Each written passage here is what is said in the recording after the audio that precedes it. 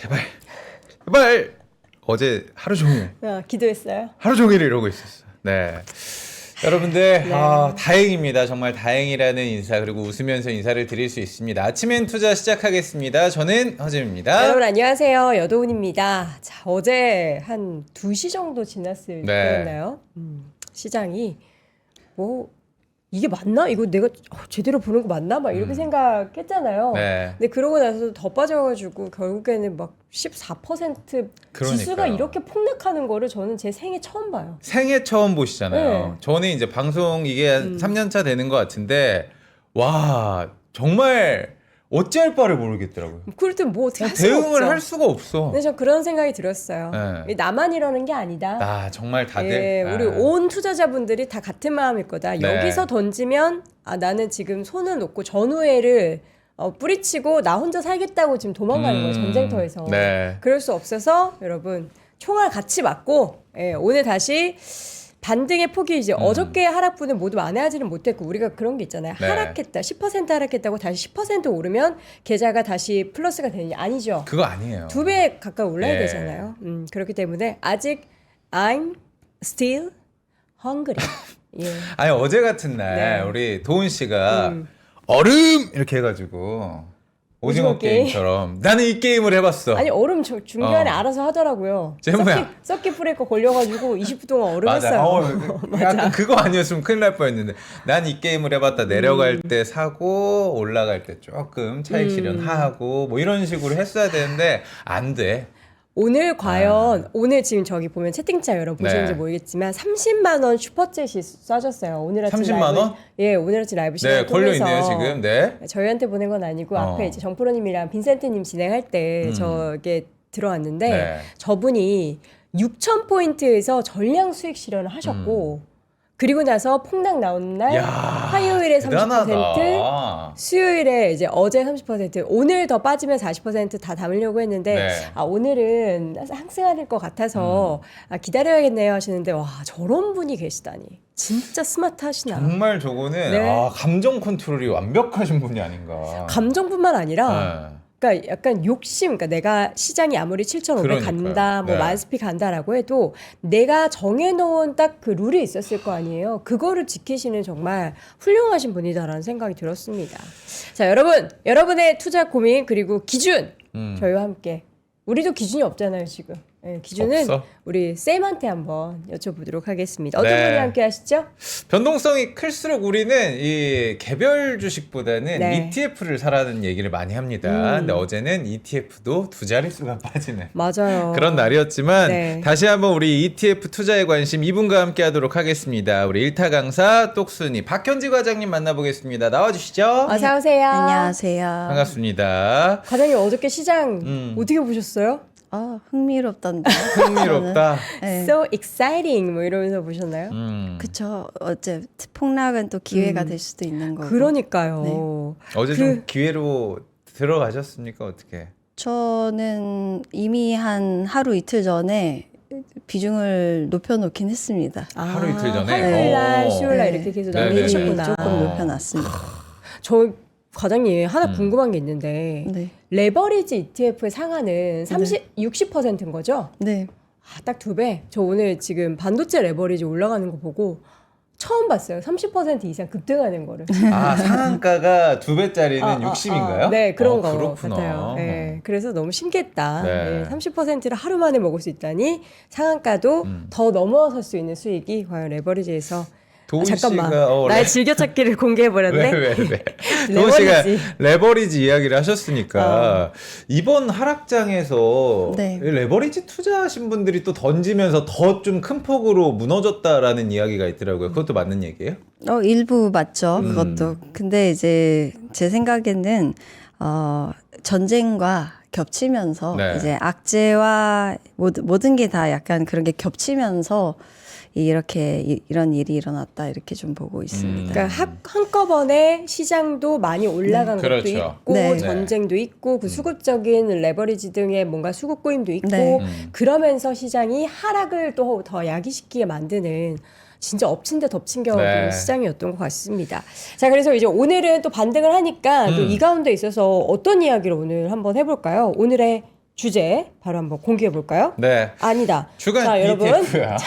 죄송해요. 자, 본격적인 수업 한번 시작해 보도록 하겠습니다. 지금 시장에서 투자자분들이 가장 많이 투자하고 있는 ETF는 과연 뭘까요? 궁금하시죠? 네, 주간 ETF 준비 완료! 픽.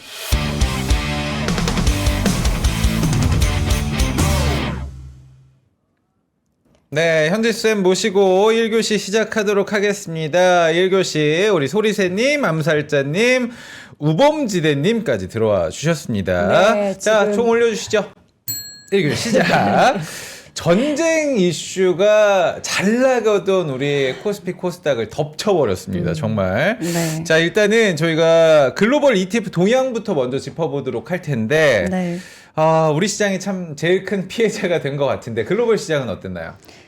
일단은 전쟁으로 인해서 아시아 지역이 피해가 컸죠. 맞아요. 전반적으로 중국은 물론 우리나라, 뭐 일본 뭐 할 것 없이 영향이 갔는데 이제 상대적으로 미국은 그렇게까지 타격이 그렇게 크진 그러니까 않았습니다. 저는 너무 신기했어요. 전쟁이 일으킨 게 대한민국인가? 우리야?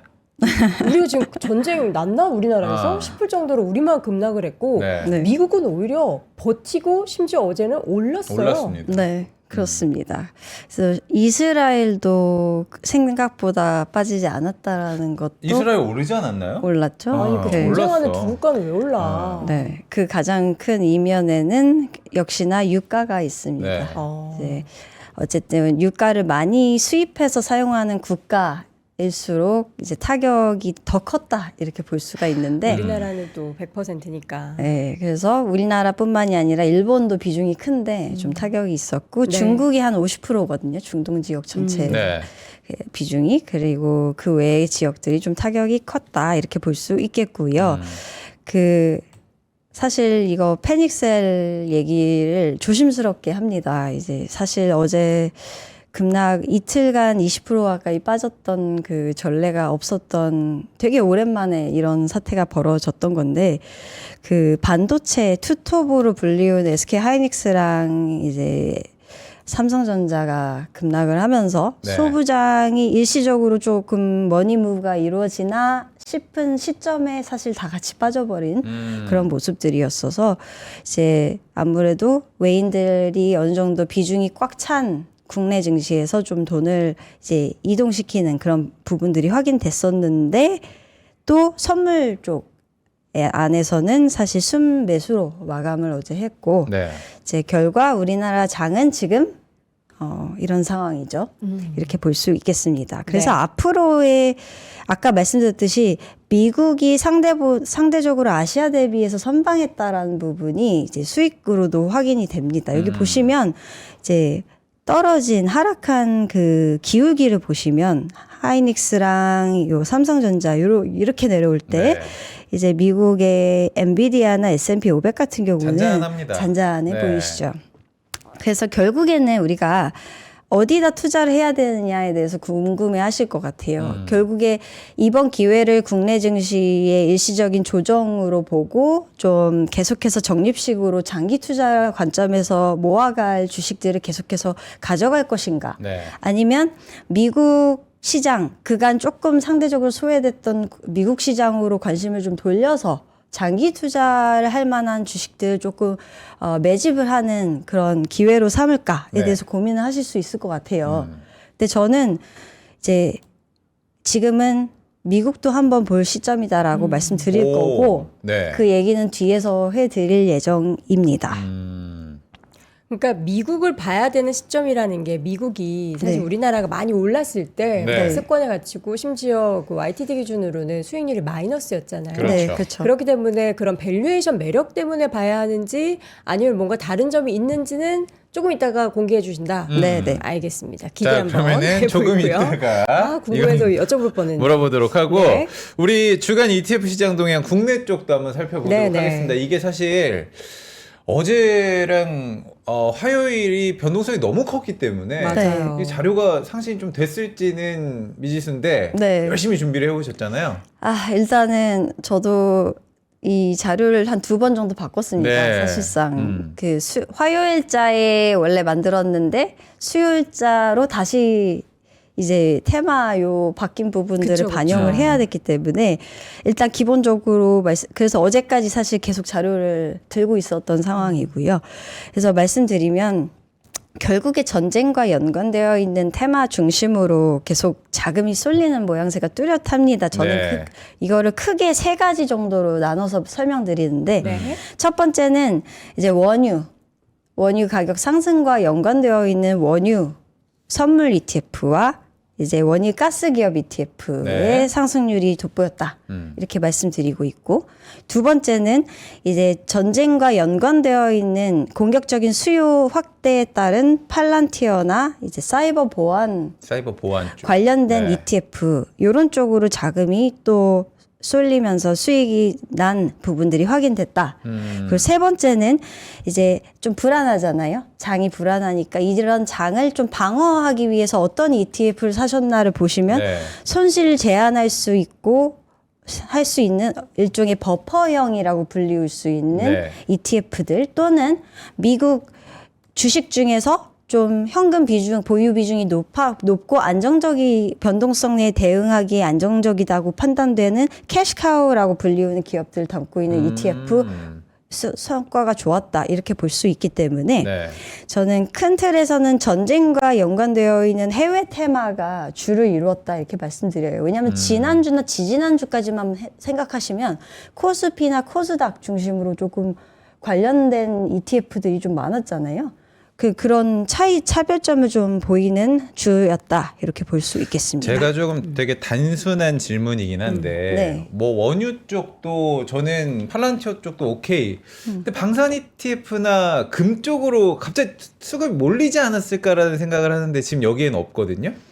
금도 화요일까지 제가 자료 작성했을 때는 상위권에 들어가 있었고요. 아, 그래요? 금 네. 채굴 기업이 들어가 있었습니다. 근데 이제 상대적으로 더 불안하니까 제가 봤을 때는 이제 이런 버퍼형으로까지 영향력이 확산이 된 것 같아요. 그래요? 일반적으로 사람들이 버퍼형까지는 잘 안 가는데 극도의 불안감과 빅스 지수가 이제 변동성이 크게 확대됐던 구간에서는 네. 이런 버퍼형에 대한 관심도도 이례적으로 조금 더 높아졌었다 이렇게 볼 수 있겠습니다. 여기 지금 보면 주간 단위로 뭐 원유나 이런 네. 뭐 가스 관련한 기업들 그리고 방산주 이런 거는 네.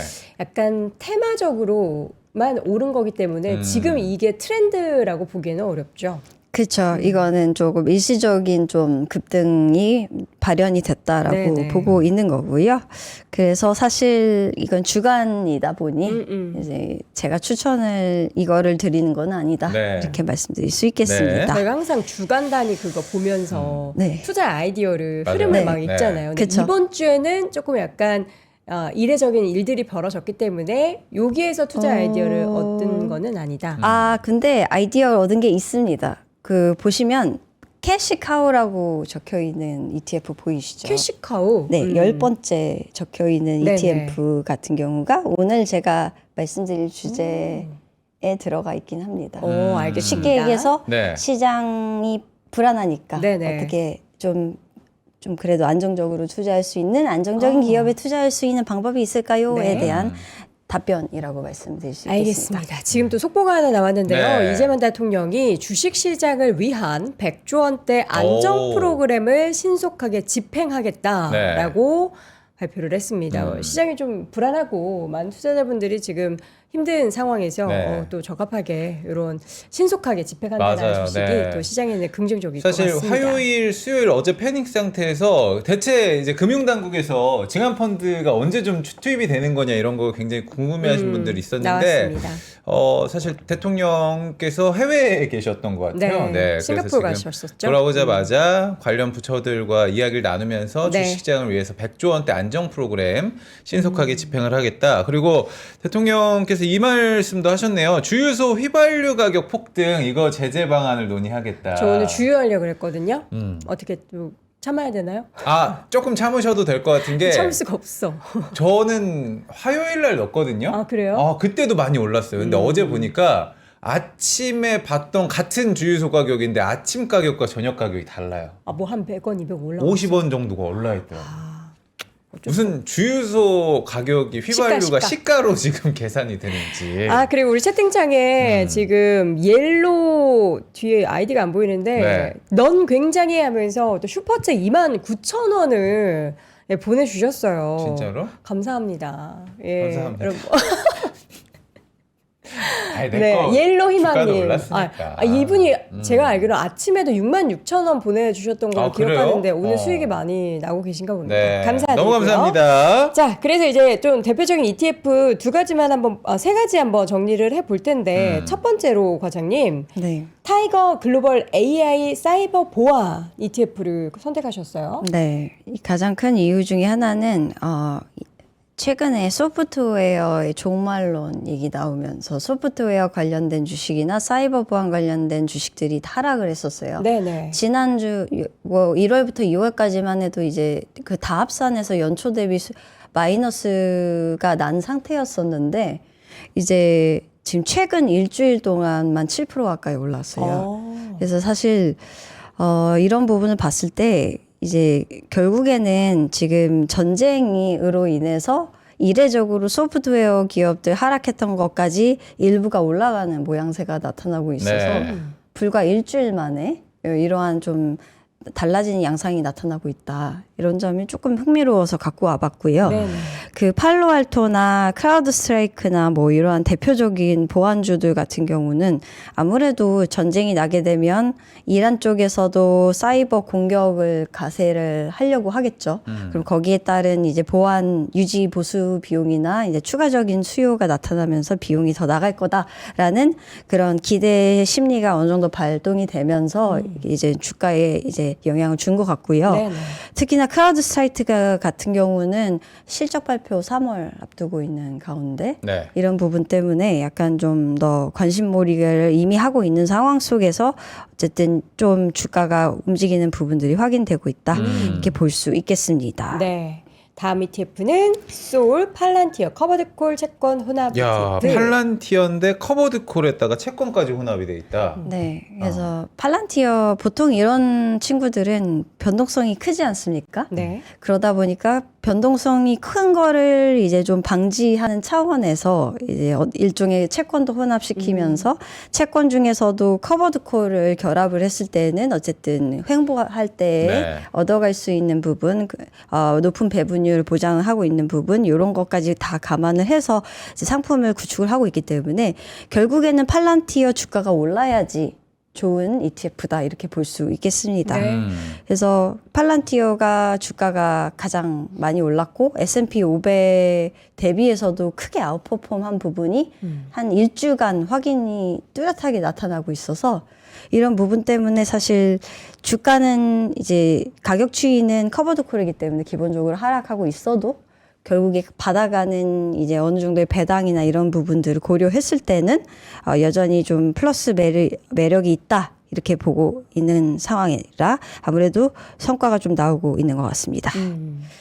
마지막 ETF 하나 더 볼까요? 네. 네, 하나는 이제 버퍼형 ETF고요. 버퍼요? 이건 뭐예요? 버퍼? 버퍼가 굉장히 버퍼링? 좀 생소해요. 버퍼링? 버퍼링 같은 느낌. 아니 뭔가 막아준다라는 느낌? 그렇죠. 정확하십니다. 네. 네, 손실을 알면서 모른 척하기 되게 힘들어요. 우리 시청자분 중에서 한 분이 저한테 되게 막 일개 개미 투자자 때 표본이다 막 이러는데 여러분 제가 지금 정말 오스카상 받을 정도로 연기하는 거 더 경쟁커 지금 짬 바이브가 이상 얘기 안 하겠습니다. 네. 버퍼 보도록 네. 이러면 어제 또 땀 엄청 흘려. 이러면 또 나한테 또 댓글 또 엄청 또 막 남기실 거죠? 어제 우리 그만해. 여행거 땀 엄청 흘렸습니다. 끝나시고 나서 보셨어요? 네. 지금. 이거 어떻게? 괜찮아요. 네, 여기 땀방울 있네. 자, 과장님 죄송해요. 자꾸 말 끊어서. 아닙니다. 자, 버퍼. 네, 손실을 일정 부분 방어를 하면서 이제 위로 올라가는데 캡을 씌워서 그 올라갈 수 있는 수익을 어느 정도 제한하는 그런 형태의 ETF이고요. 올라가는 것도 제한하고 내려가는 것도 제한하나요? 그쵸. 어떻게 보면 그 옵션을 이제 어떤 선물 같은 거를 활용을 해서 네. 이제 어떤 일정 어쨌든 중요한 거는 방어도 하고 먹는 것도 어느 정도 가져가게 한다라는 그 부분을 키라고 보실 수 있겠고요. 네. 결국에 이거는 3월 중순 정도에 한 번씩 이제 운용 전략 같은 구조를 이제 계속 바꿉니다. 그러다 보니까 예를 들어서 뭐 20% 손실 20% 하락까지는 뭐 오케이. 그리고 위로 한 10%까지는 오케이. 뭐 이렇게 설정을 해놓고 거기에 맞춰서 수익 구간을 결정하는 그런 구조라고 생각하시면 되고요. 이런 ETF가 이제 버퍼형이 인기몰이를 한 이유 중에 하나는 아무래도 장이 불안하니까. 변동성이 네. 커지니까 손실을 좀 방어하면서 그래도 수익도 가져가겠다라는 의지로 해석이 될 수 있겠습니다. 저런 ETF는 그러면 약간 방어적이니까 좀 장기적으로 모아가는 퇴직연금 이런 쪽으로도 투자를 하시는 분들이 계실 것 같네요. 할 수는 있는데 네. 이제 버퍼형이라는 거는 기본적으로 올라가지 않는다, 많이 올라가지 않는다는 그렇죠. 전제잖아요. 네. 그러니까 이게 어떻게 보면 막 S&P 500이나 나스닥이 계속 몇십 프로 이상씩 계속 올라가는데 나는 10%까지밖에 못 가져가. 그거 안 이러면 되겠다. 사실 고객분들 입장에서는 계속 모아가고 싶진 않겠죠. 그렇죠. 단기적으로만. 네. 아. 그렇죠.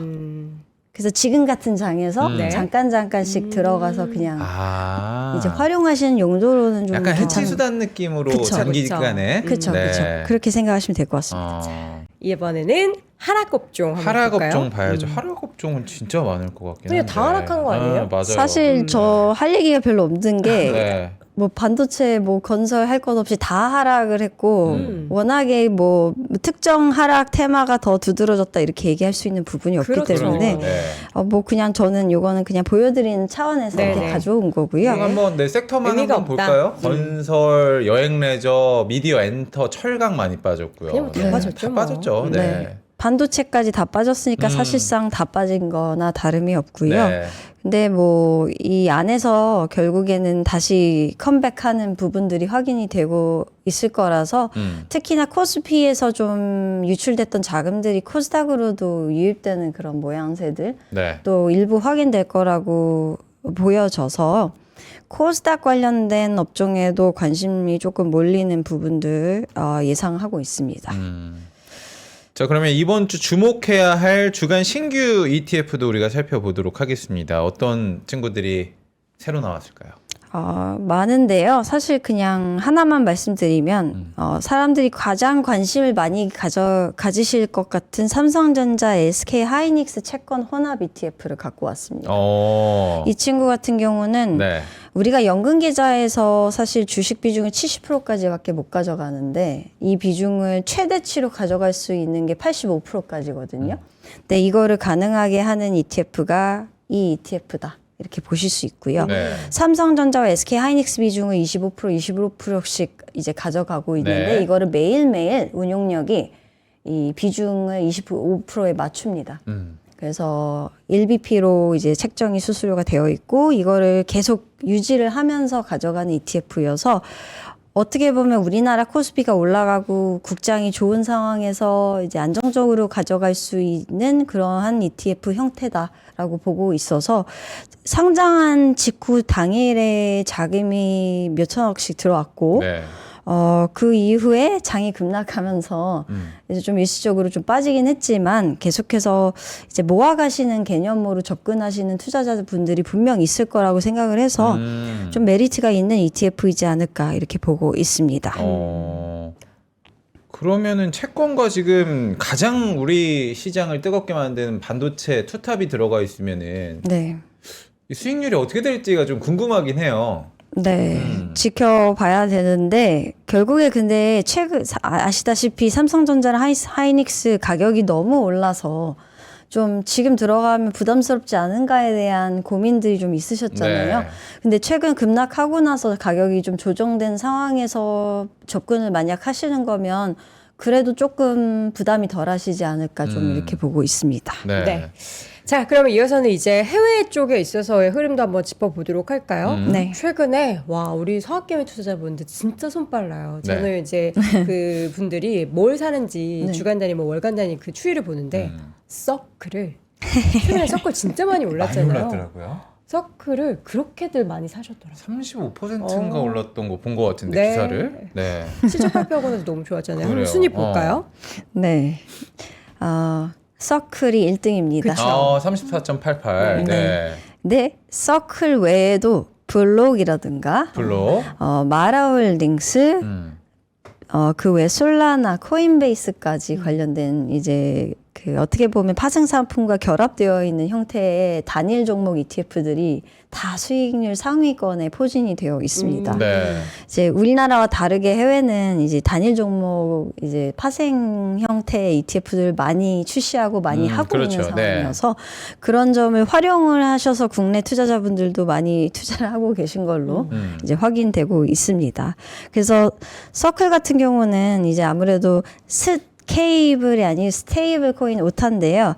스테이블 코인 이제 지니어스 액트라고 하는 법안 관련해서 이제 세부 조항들에 대한 부분들을 빨리 진행을 해라라고 이제 도널드 트럼프 대통령이 긴 장문의 메시지를 올리면서 이제 촉구를 하는 메시지를 내보냈습니다. 여기 보시면 지니어스 액트가 은행들로 인해서 threaten하고 있다. 이제 위협을 당하고 있고, 이제 클래리티 액트라고 하는 암호화폐까지 이제 포함되어 있는 코인과 관련된 그 영역의 규제와 관련된 법안까지도 이제 빨리 추진이 되어야지 우리가 좋다. 뭐 이런 식으로 이렇게 장문의 메시지를 올려놓은 직후 그런 가운데 서클 실적 발표까지 맞물리면서 네. 주가가 오른 거고요.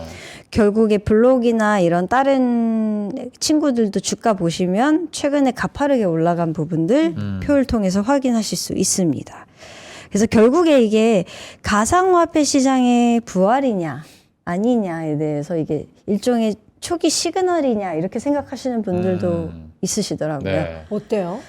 저는 이제 내려올 만큼 내려왔다고는 생각합니다. 바닥은 잡았다? 네. 이 전쟁 이슈로 인해서 이제 빠졌던 부분들도 네. 있잖아요. 추가적으로 이게 더 심화되지 않는다는 전제 하에서는 빠질 만큼 빠져서 이제 조금 그래도 조금씩은 적립식으로도 조금씩 매수를 해볼 만한 타이밍이 오지 않았을까라고 저는 생각을 하고 있어요. 어쨌든 스테이블 코인 업계 안에서의 선도주자라고 볼 수 있는 기업이 움직이기 시작했기 때문에 이거는 뭐 배드 사인은 아니다 이렇게 보고 있습니다. 네. 그리고 사실 이제 가상화폐 특히나 이제 비트코인 보면서 이게 디지털 금이냐 아니냐라는 논란이 굉장히 많았는데 네. 이란전을 보니까 오히려 반등하고 움직이더라고요. 지금도 아마 상승 곡선으로 조금씩 올라가고 있는 것 어제 밤사이에 같은데 올랐어요.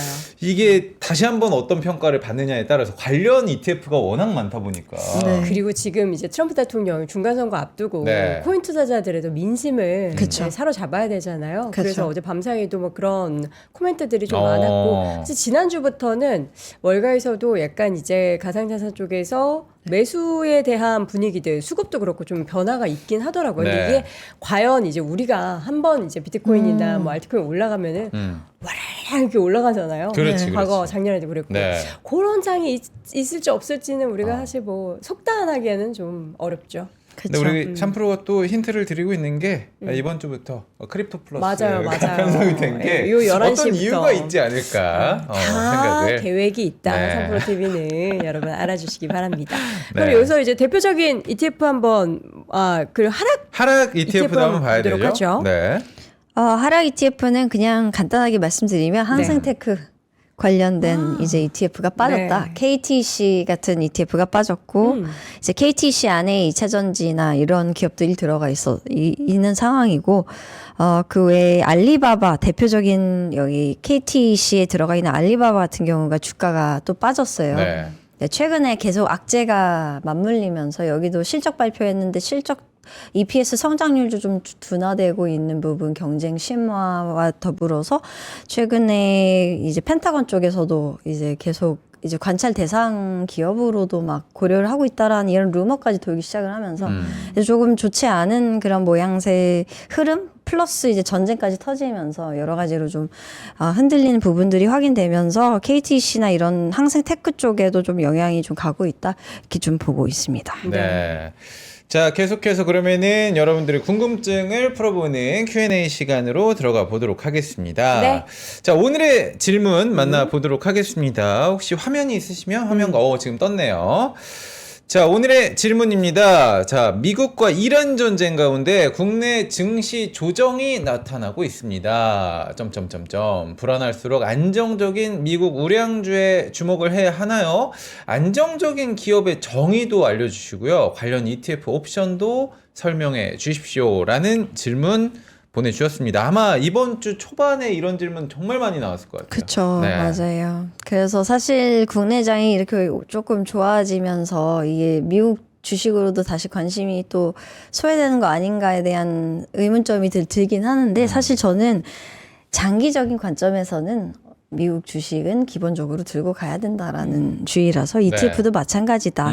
단지 지금 상황에서 그래도 여전히 전쟁 이슈가 완벽하게 해소가 된 게 아니기 때문에 우리가 어떤 관점에서 기업을 좀 보고 ETF를 사야 되는가 이 부분을 좀 말씀드리도록 하겠습니다. 좋습니다. 사실 그동안 박스권에 갇혀있기도 했고 그렇죠. 네. 이제 국내 장이 워낙에 뜨거웠다 네. 보니까 상대적으로 뭐야 미국 주식 그거 그쵸. 왜 해? 뭐 이렇게 생각하시는 분들도 네. 계셨을 텐데 아. 네. 댓글창에도 이제 슬슬 요새 미장 쪽 좋아 보여요 하는데 이제 밸류에이션에 대한 부담도 주가가 워낙에 하락해서 좀 덜어졌고 네. 그래서 이 안에서 과연 우리가 그전처럼 똑같이 이제 빅테크 쪽만 사야 하나 아니면 뭐 더 많이 하락한 쪽 아니면 지금 어떤 매력을 우리가 생각하면서 투자해야 되는지를 고민을 많이 하실 것 같아요. 네, 고민 많이 하실 것 같아서 사실 네. 이 미국 주식 분야는 제 분야입니다. 제가 네. 원래 어깨 딱 ETF 펴셨어요. 제가 원래 ETF 담당은 아니었고요. 네. 제가 원래 미국 주식 담당자였습니다. 네. 그래서 사실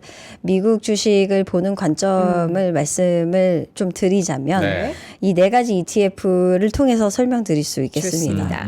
기본적으로 우리가 빅테크 M7이라고 하는 기업들에 투자를 한다 이렇게 말씀을 드리는데 이 코로나 사태 터지고 나서는 그게 유효했는데 네. 지금은 약간 거기에만 집중하기에는 좀 너무 좀 장이 바뀌었다 이런 코멘트가 많은데 제 생각에는 여전히 그래도 빅테크를 가져가면서 M7 플러스 알파로 조금 더 AI 수혜를 받을 수 있는 기업까지 포함하고 있는 ETF가 있다면 그런 집중형 ETF에 투자하는 것도 괜찮다 이렇게 말씀드려요. 그 가장 큰 이유는 이제 AI 여기 보시면 7개 기업이 들어가 이게 있잖아요. M7이죠. 근데 네. 여기에 더불어서 이 타이거 미국 테크 탑 10 같은 경우는 11곳에 집중 투자하는데 이제 여기에 팔란티어 그리고 넷플릭스 그 외에 브로드컴이 추가가 브로드컴 실적 됩니다. 나왔죠. 그래서 이런 기업들이 들어가서 AI 테마의 핵심인 어떻게 보면 네. 반도체부터 시작해서 소프트웨어 뭐 인프라까지 해서 인프라는 안 들어갔지만 어쨌든 그런 쪽에 관련된 기업들이 다 들어가 있기 때문에 네. 이제 조금 더 M7보다 넓은 맥락에서 투자를 하면서 집중적으로 투자할 수 있어서 이런 톱 10 같은 ETF 같은 경우도 좀 상승장, 미국 상승장이 확실히 이제 전환이 된다라고 생각하시는 분들 입장에서는 좀 가져갈 만한 ETF다 이렇게 말씀드리고 있어요. 관련한 종목 중에서 뭐 하나 이렇게 찍어서 잘 투자하는 것도 물론 이제 좋지만 그러기가 그렇죠. 어려우니까 네. 뭐가 더 많이 올라가게 될지 모르는 그 평균적으로 종목을 선택한 다음에 ETF를 통해서 이런 거를 투자하셔도 좋을 것 같습니다. 네, 이제 오늘 고민 보내주신 분께서 과장님 도대체 현지쌤 이 안정적인 기업이라는 것에 대한 정의가 그러면은 시가총액이 큰 겁니까? 뭐 빅테크입니까? 이렇게 물어볼 수가 있는데 꼭 그것만은 아니잖아요. 그쵸. 안정적. 제가 그거를 먼저 말씀드리고 들어갔어야 되는데 깜빡 잊어서요. 아니요, 제가 질문을 안 드렸습니다. 네, 네. 안정적인 기업의 정의는 이제 기본적으로 시총 사이즈가 크고 이제 우량한 기업들이라고 기본적으로는 생각하실 수 있어요. 네. 근데 사실상 캐시플로우라고 하는 현금 흐름, 내가 현금을 창출할 수 있는 능력과 유지할 수 있는 능력이 되는가, 장기적으로 이게 지속 가능한가, 이 부분이 되게 기업의 정의를 많이 가른다고 생각을 네. 합니다. 그래서 결국에는 캐시, 그리고 그 두 번째 또 그 캐시와 연관되어 있는 부분은 역시나 이 기업이 캐시를 만들어낼 수 있는 사업 모델을 비즈니스 모델을 적정하게 갖고 가고 있나, 차별점을 갖고 있는 모델을 갖고 있는가, 네. 이런 부분이 사실 가장 중요하다고 저는 생각을 해요. 그리고 그러면서도 트렌드라고 하는 이제 AI 테마에서 크게 벗어나지 않는 그 관련된 투자도 계속해서 지속 KPX 투자도 할 수 있는 여력이 되는 현금성, 캐시를 갖고 있는가.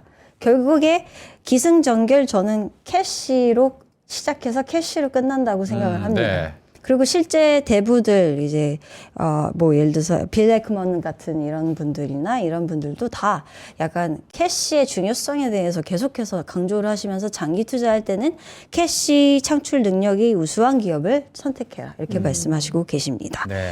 그래서 제 정의는 일단은 캐시다 이렇게 말씀드릴 수 있겠습니다. 네. 캐시가 중요하다. 네, 캐시 중요하죠. 캐시플로우 보면은 뭐 기본적으로 우리가 뭐 재무제표 확인하고 매출 실적 보고 뭐 이 정도로 파악을 하면 계속 될까요? 그리고 수익이 발생을 하고 네. 하는 그리고 부채 비율 뭐 이런 것도 어디까지 체크를 해야 되는지 혹시 감이 힌트를 좀 주시면 네. 저희한테. 힌트는 사실 다 보긴 봐야 되는데 너무 많잖아요. 너무 그래서 저는 복잡해요, 또. 사업 모델 핵심 사업 모델이 무엇이고 그 사업 모델에서 나오는 수익 창출을 하고 있는 게 지속적인가 네. 이게 되게 중요하고요. 마진이 따박따박 나오고 있는가가 중요한 것 같아요. 뭐 완전 성장주 초기 성장 기업 같은 경우는 EPS라는 게 없잖아요. 네. 그런 기업 같은 경우는 사실상 조금 제외되지만 우리가 흔히 생각할 수 있는 안정적인 기업의 정의는 어쨌든 시총이 좀 크고 우량하면서 사업 모델이 안정적이고 캐시플로우가 좀 원활하게 이루어져 있는 기업 이렇게 좀 볼 수 있겠습니다. 네. 그래서 안정적인 기업에 투자할 수 있는 ETF 4가지 중에 첫 번째 타이거 미국 테크 탑10 요 네. 종목을 봤고요. 맞습니다. 두 번째 ETF 한번 볼까요? 네, 원 미국 빌리언회라고 하는 ETF인데 이거 네. 제 제 꿈이에요. 빌리언이에요. 저도예요. 네, 현실 가능성이 낮아서 네, 그냥 그 꿈은 클수록 좋으니까. 네. 그래서 내려놓고는 있지만 어쨌든 근데 많은 분들이 빌리언웨어와 같은 투자는 하실 수 있다. 네. 그런 맥락에서 이런 ETF를 준비를 해봤고요.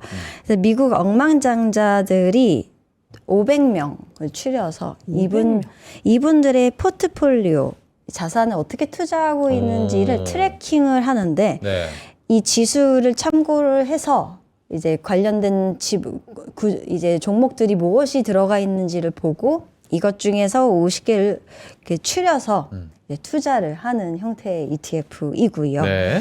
이게 상위권의 상당 부분 예상하셨겠지만 베조스나 뭐 저커버그나 뭐 이런 머스크나 이런 이제 큼직큼직한 기업 CEO들의 이제 보유하고 있는 자사주 지분이 네. 높은 기업들도 포함이 되어 있어요. 그래서 우량주들도 담고 있지만 네. 간혹가다 우량주만 담고 있는 건 아니고 이제 그래도 좀 좋은 기업들로 좀 운용 전략에 따라서 이제 리밸런싱 하는 그런 것들을 따라가면서 좀 포함을 시키고 있다라는 맥락에서 액티브 느낌인가요? 그러면은? 액티브는 아니지만 네. 지수가 있기 때문에 네. 기초 지수를 따라가면서 이제 담고 있다. 시총 상위로 이제 추려서 그래서 시가총액 가중 기준으로 추리기 때문에 네. 결국에 조금 큰 기업들 위주로 남는 형태다 이렇게 보실 수 네네네. 있어서 내가 고르기 힘들면 이런 분들이 어떻게 포트를 구성을 하고 있고 운용 전략을 가져가는지를 따라가는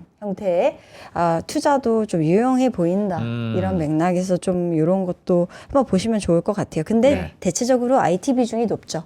앞에 미국 테크 탑 10도 IT 비중이 높지만 이 친구도 결국에는 CEO들, 빅테크 기업들 CEO들이잖아요. 그러니까 대부분 좀 IT 비중이 높다. 이렇게 생각하시면 좋을 것 같습니다. 네. 다음 ETF 타이거 미국 캐시카우 100.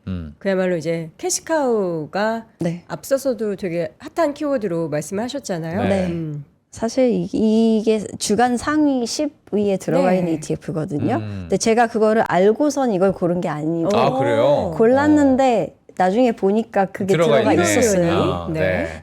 제 컨셉 아이디어는 어쨌든 시장이 불안하니까 현금을 빵빵한 기업들 위주로 구성되어 있는 ETF가 뭐가 있을까에 대해서 고민을 하다가 찾아보니까 이게 딱 있더라고요. 네. 그리고 미국에도 똑같은 상장되어 있는 페이서사 운용사에서 운영하고 있는 ETF가 똑같은 게 있어요. 아, 뭐 혹시 티커를 알고 계신가요? 그 티커를 깜빡 잊었는데 페이서 캐시카우 100 ETF인가 뭐 그것도 비슷할 거예요. 네. 네. 명칭이. 그래서 그 해당 ETF도 있는데 이 특징 이게 우리나라에서 유일하게 현금 흐름 상위 기업에 투자하는 미국 ETF라고 해요.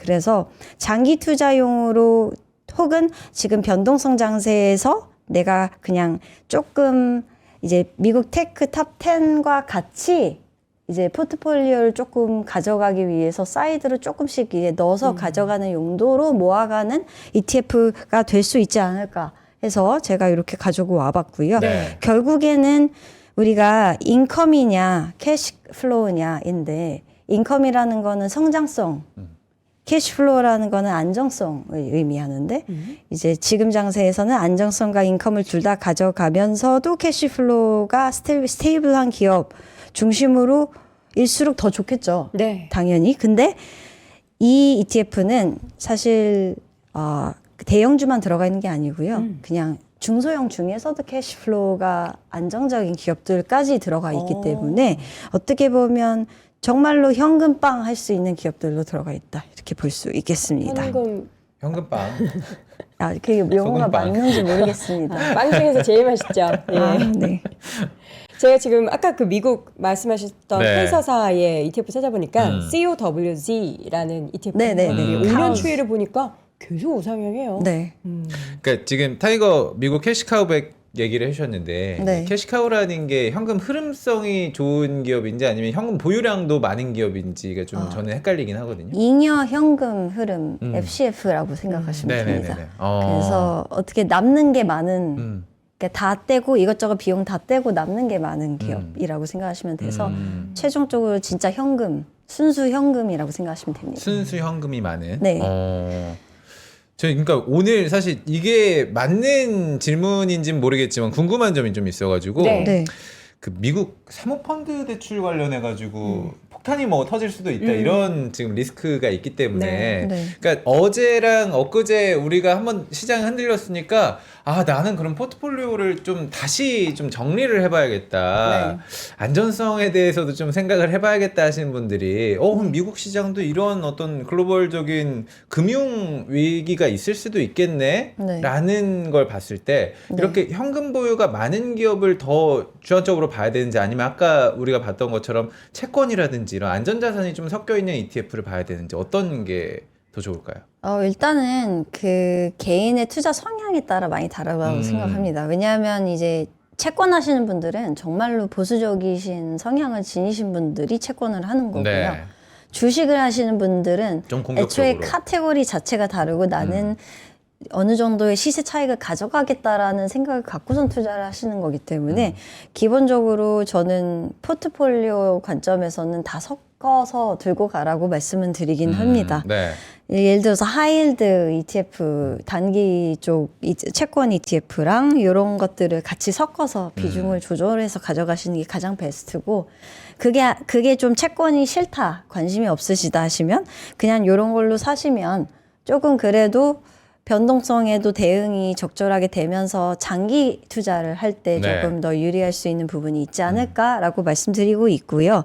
근데 저는 요것만 사시기엔 좀 아깝고 아까 타이거 미국 테크 탑 10 같이 성장성 인컴을 좀 더 중시하는 ETF들과 함께 같이 가져가시는 게 최적일 수도 있겠다 이런 생각은 하고 있습니다. 네. 세 번째 ETF 타이거 미국 캐시카우 100 ETF 봤고요. 마지막으로 요거 이제 해자가 있는 기업 가지고 오셨어요? 네. 이거는 미국 캐시카우랑은 또 성격이 많이 다릅니다. 왜냐하면 현금을 많이 보유한 기업들만 들어가 있는 게 아니고 네. 이거는 아까 말씀드렸듯이 사업 모델, 비즈니스 모델 자체가 이제 안정적이고 이제 진입 장벽 자체가 높거나 미국 내에서만 있거나 뭔가의 강점을 지닌 이제 여기 보시면 성이 그려져 있지 않습니까? 그렇죠. 네. 이제 성이 호수에 둘러싸여 있는데 성 자체 누구도 진입을 할 수가 없잖아요. 성벽도 높아요. 네, 높은 성벽각을 지니고 있는 형태의 ETF들이니까 이런 ETF들은 장기적으로 계속 꾸준히 주가가 올라오고 흔들리지 않고 캐시를 만들어내는 그 능력 자체도 좀 안정적이다라고 평가되고 있는 기업들인 거고요. 실제로 워렌 버핏 아저씨가 할아버님이 사실 이러한 모델을 기반으로 네. 포트폴리오를 운영해 오셨고 네. 해자가 있는 기업 좋아하시죠? 이거를 기반으로 이런 모델을 기반으로 해서 만들어 놓은 ETF가 모트입니다. 이 미국에도 사실 이 경제적 해자 관련한 ETF 이미 한국 분들도 많이 있습니다. 투자하고 계신 걸로 알고 있어요. 근데 네. 이제 한국에 상장된 ETF 가운데서는 에이스 미국, 와이드모트 동일가중, 이것도 동일가중이네요. 네. 그리고 지수도 똑같습니다. 아. 그 미국에 같은 상장되어 지수를 있는 추종하는군요. 네, 네. 같은 지수라고 생각하시면 됩니다. 여기 이런 거에 뭐가 들어가 있는지 종목들을 그렇지. 좀 구성 보면은 종목. 사실 여러분들이 아 이런 기업도 경제적 해자가 있었구나 그러니까요. 이런 걸 또 확인하실 수 음. 있어가지고 저희가 한번 비교해 볼까요? 네. 일단 비교를 해보면 사실 그 왼쪽 두 곳과 오른쪽 두 곳이 굉장히 다른 부분 확인하실 수가 있어요. 네. 그 저희가 가장 옵션별 비교죠, 지금? 네. 네. 차트 한번 보여주시죠. 네.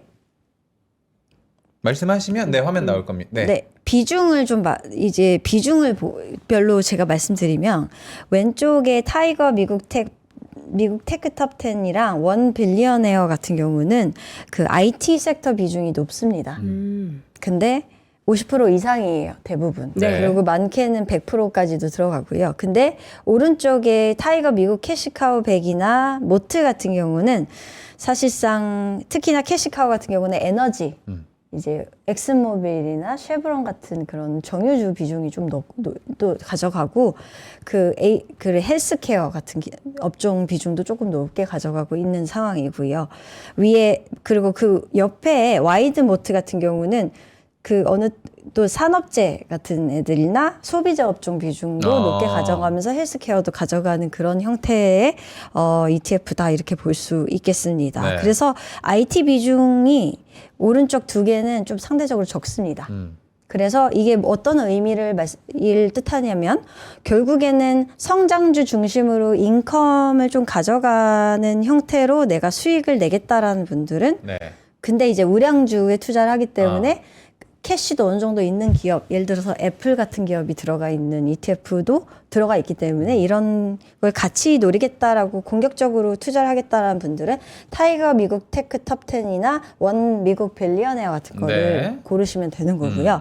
그게 아니라 내가 지금 장이 좀 불안하고 그렇죠. 장기 투자를 해서 내가 모아가겠다라는 그런 느낌이시면 모트나 미국 캐시카우 같은 거를 이제 적절하게 섞어서 가져가시는 방법이 가장 인상적이다 이렇게 말씀드리고 있습니다. 그러니까 본인의 성향에 맞게 네. 선택을 하시면 되는데 나는 조금 더 높은 수익률을 원한다. 네. 그리고 난 변동성이 있더라도 네. 지금 성장주에 조금 집중을 하고 싶다 하면은 이 성장주 기술주가 좀 들어가 있는 왼쪽 두 가지 네. 타이거 미국 테크 탑 10과 원 미국 빌리언웨어 아닌 분들은 미국 캐시카우 100 그리고 미국 와일드모트 동일가중까지 네. 이렇게 나누면 될 것 같아요. 근데 지금 수익률 추이를 이렇게 보니까 기울기만 다를 뿐이지 계속 전반적으로 우상향을 그려왔고 네. 최근에는 전반적으로 조금 쉬는데 보니까 또 상대적으로 이제 우측에 있었던 두 가지 ETF 미국 캐시카우와 동일가중 그 모트 ETF 같은 경우에는 네. 그래도 좀 덜 빠지네요. 그쵸. 확실히. 그렇죠. 수익률 보시면 네. 왼쪽에 성장주 중심의 ETF들이 마이너스 때 수익률 기록을 했는데 네. 오른쪽에 있는 두 개 같은 경우는 플러스 수익률 다 유지를 하고 있어서 플러스 그만큼 방어가 된다라는 부분이 실제적으로도 확인이 되고 있고요. 그리고 그 제가 또 깜빡 잊고 말씀 안 드렸던 게 타이거 미국 테크 탑 10이랑 원빌리언웨어 종목 구성의 차이를 보시면 네. 애플이 없습니다. 애플이 둘 다 없나요? 아니요. 타이거 미국 테크 탑 10은 애플이 있는데 그렇죠, M7이 오른쪽에 들어가니까. 원 미국 빌리언에는 애플이 네. 없습니다. 우리 억만장자분들이 애플 투자를 안 하시는군요. 애플보다는 버크셔가 낫다. 뭐 그리고 최근에 월마트 수익 그 실적 괜찮았잖아요. 좋죠. 네. 월마트 같은 친구들을 넣어서 들고 가고 있다라는 점에서 이제 어떻게 보면 아무래도 뭐 CEO가 얼마나 들고 계신지 모르겠는데 네. 뭐 그분 영향도 좀 있을 수도 있지 않을까라는 생각이 들곤 합니다. 왜냐하면 이제 어쨌든 500명이잖아요. 500명의 자산 들고 있는 그 종목을 조금 추려서 갖고 가는 거니까 누가 올라올지는 모르는 거라 그렇죠. 그렇게 생각하시면 될 것 같습니다. 억만장자 형들은 우리 삼전 없나? 사고 싶어서 지금 난리라는데. 난리래요? 네, 줄 미국에서도 서 있대? 실제로 그 JP모건의 전략가가 지금 다들 네. 돈사 들고 한국 증시로 간다. 그리고 실제로 미국에서는 요새 방송에서 네. 뭐 시간 같은 거 알려줄 때 한국도 알려준대요. 한국 시간 지금 몇 시라고? 한국은 지금 현지 시간이 몇 시다. 그러니까 네. 한국에 대한 투자할 관심이 이렇게 커져서 네. 혹시 예전에는 그분들이 사실 뭐 월가분들 우리 코스피가 뭔지도 잘 몰랐을 거예요. 그러니까. 네, 지수 이름이나 인덱스 이름 같은 경우에도 몰랐을 네. 텐데 네. 이제 그만큼 전 네. 세계적으로 우리 시장에 대한 그 상승이 얼마나 나타나고 있는지에 관심이 뜨겁다. 네, 맞습니다. 네. 마지막으로 투자 스타일별로 한번 볼까요? 정리를 네. 한번 해주시면 좋을 것 같아요. 네.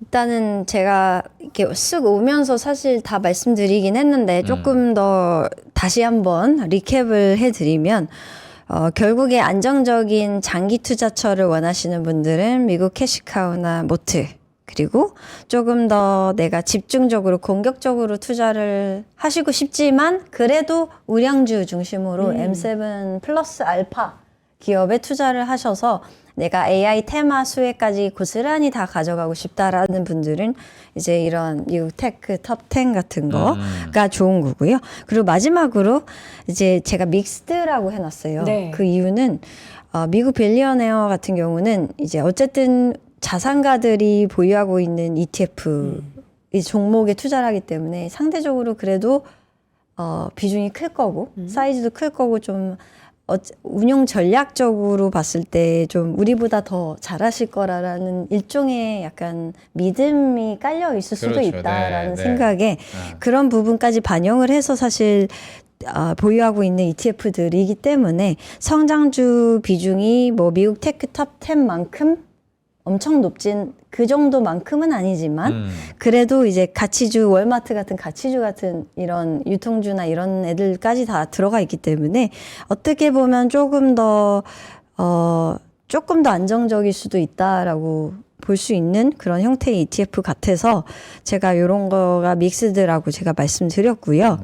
근데 저는 늘 말씀드리지만 포트폴리오 관점에서 항상 이제 가져가셔라라고 말씀드리고 있어요. 네. 한 곳에만 국내 주식도 굉장히 좋고 국내 ETF들도 너무 좋지만 이제 이런 친구들도 지금 접근하기에 가격대가 그렇게 밸류 부담이 있는 상황이 아니기 때문에 네. 오히려 담아가셨을 때의 장기 성과 관점에서는 수익이 나고 있다라고 이렇게 보시면 돼요. 수익률도 보시면 1년 뭐 이렇게 단기적으로 봤을 때는 미국이 못 올라갔기 때문에 좀 저조하긴 하지만 3년, 5년 이렇게 길게 봤을 때는 몇백 프로씩 수익이 나는 상황이기 때문에 그냥 모아가셔라 이렇게 말씀드리고 있는 상황입니다. 네. 자, 이렇게 해서 오늘은 미국 쪽에 있어서 또 우리 박현준 과장님께서 미국에서 실제로 거주도 하시면서 유학도 하시고 공부도 하셨고 네. 그리고 미국 관련해서는 워낙에 또 자신의 그 원래 주력 분야였기 때문에 그렇죠. 이 네. 얘기를 말씀드렸는데 이게 사실 그래요. 오늘처럼 이제 국내 장이 크게 반등을 하는데 지금 또 조금 밀리고 있어요. 조금 빠지고 있네요. 네. 아직까지 전쟁이 끝난 게 아니고 계속해서 지금 불거지고 있는 불확실성이 네. 있는 가운데서는 우리가 일부 자산을 다 공격적인 투자보다는 어느 정도 수익률을 방어할 수 있는 안정적인 투자도 필요한데 그렇죠. 그 관점에 있어서 여러분들이 미국, 그러니까 국가별로도 분산이 필요하잖아요. 미국 쪽에 있어서의 관심을 계속해서 놓치지 마시기 바랍니다. 자, 이렇게 해서 오늘도 박현진 과장과 함께 네. 이야기 나눠봤습니다. 과장님 말씀 고맙습니다. 감사합니다.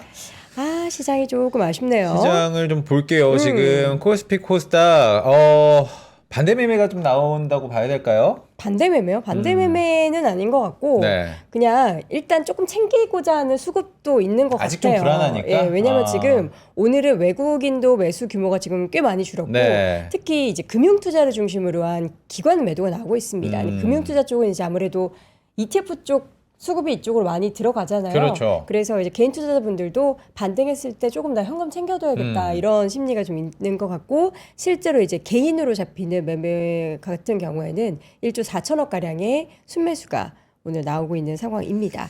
지수가 지금 코스피는 9%로 상승폭이 줄었고요. 네. 근데 9%라는 숫자도 진짜 큰데 어우, 어제 네. 14%막 이렇게 하락했어가지고 그렇죠. 코스닥은 10%대 상승으로 탄력이 다소 줄었고 삼성전자가 어제 지금 이제 본장 기준으로 6% 이제 애프터마켓에서는 더 빠졌죠. 오늘 11% 현재 구간 반등, SK하이닉스도 11%대 나란히 반등을 보이고는 있지만 아무래도 지금 다시 SOE의 주가가 빨간불이 들어오는 거 보니까 네. 이리 갈까 에너지 저리 관련해서. 갈까 예, 이러면서 고민을 많이들 하고 계신 것 같습니다. 여러분들은 이런 시장에서 어떻게 대응을 하고 어떤 고민들 하는지 계속해서 저희한테 많은 댓글 좀 남겨주시고 이번 주가 굉장히 중요할 것 같아요. 맞아요. 지금 내일 하루가 남았는데 밤사이에 계속해서 저는 뉴스를 새로 고침을 누르고 있어요. 아. 새로운 이야기가 좀 나오지 않았나. 네. 뭐 지금 물밑 접촉을 하고 있다고 하니까 하루빨리 뭐 전쟁은 끝이 나야겠죠, 여러분들. 저희가 네. 그래서 내일은 오전 아침에 그 월모부를 통해서 음. 또 우리 박현도 교수님 모시고 지금 그래요. 이란과 미국 간의 상황이 어떻게 진행이 되고 있는지 진짜로 정말 협상 얘기가 나오고 있는 게 맞는지를 여러분들이 궁금해하시는 것 같아서 또 긴급하게 모셔볼 예정이니까요. 내일 그런 관련한 이슈는 월모부를 통해서 새벽 6시에 여러분 일찍 일어나세요. 네. 함께 하시길 바랍니다. 3프로 오전 방송 아직 끝나지 않았습니다. 저희가 중간에 얘기를 드렸지만 또 요즘에 이제 그 가상자산 관심 많죠? 좋아하시는 분들을 위해서 새로운 프로그램이 런칭이 됐죠. 제가 뭐 하나 말씀드릴까요? 여러분 저는 계속 비중은 늘려가고 있었습니다. 가상자산 쪽에. 아니, 최근에. 그래요? 큰 아니, 손이라니까요. 도훈 씨, 손 되게 크죠? 작네. 조막손. 우리 예, 저는 이 사실 여론의 개인적으로 관심이 포트폴리오는 많아요. 과연 어디까지 뻗들어져? 한국, 미국, 가상자산, 부동산 이렇게 세 다 가지. 가지고 가야죠. 다 가지고 예, 갑니다. 근데 부동산만 없습니다. 자, 어쨌든 여러분들도 다양한 자산 분배, 여러분들의 뭐 보호를 위해서 혹은 수익의 확대를 위해서 자산 분배 중요하니까 너무 한쪽으로만 치우치게 투자는 하지 않으셨으면 좋겠습니다. 저희는 내일 오전 10시에 다시 돌아오도록 하겠습니다. 여러분 오늘도 고맙습니다. 고맙습니다.